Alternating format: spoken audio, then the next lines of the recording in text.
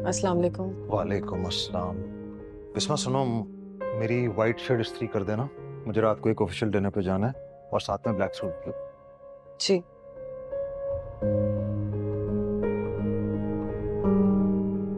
पापा आपको दादी बुला रही। ओके बेटा। सुने, आपकी अम्मी से जो भी बात हो उसके बाद मेरी बात भी सुन लीजिएगा, फिर जो आपकी मर्जी। अब क्या हुआ है?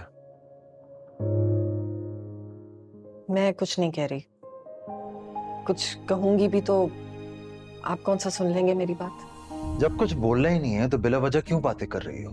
जिंदगी अजाब बनाई हुई है, घर आओ तो पहले ये भुगतो। मैंने तुमसे कहा भी है कि तरीके से रहो, लेकिन नहीं, तुम्हें फिर भी कुछ ना कुछ करना ही होता है। इसीलिए तो कुछ नहीं कह रही। अभी तो आपने बात सुनी भी नहीं, आपको पता भी नहीं कि हुआ क्या है, और फिर भी आपका फैसला मेरे खिलाफ आ गया। क्योंकि मैं तुम्हें जानता हूं।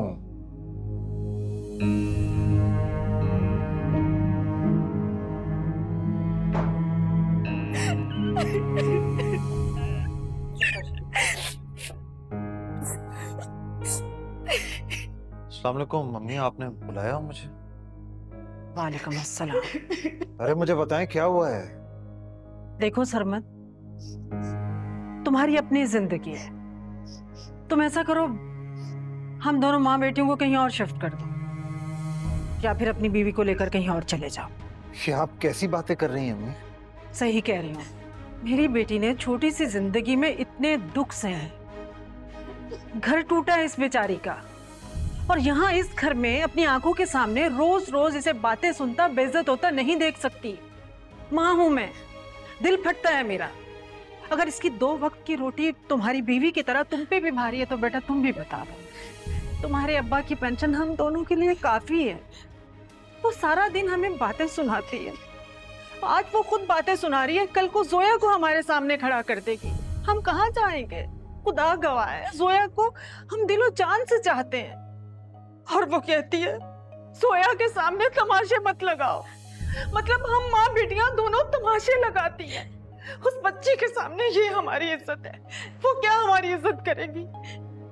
छोड़े अम्मी, रहने दे।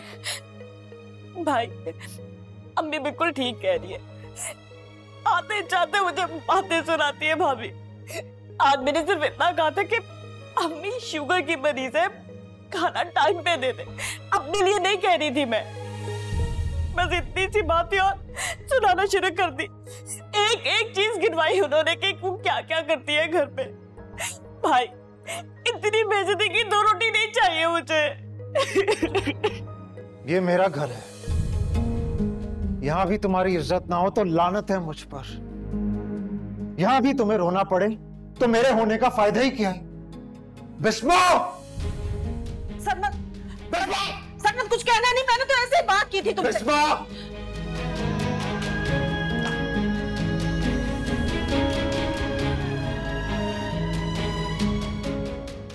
सोया, आप बाहर नहीं आना, ठीक है?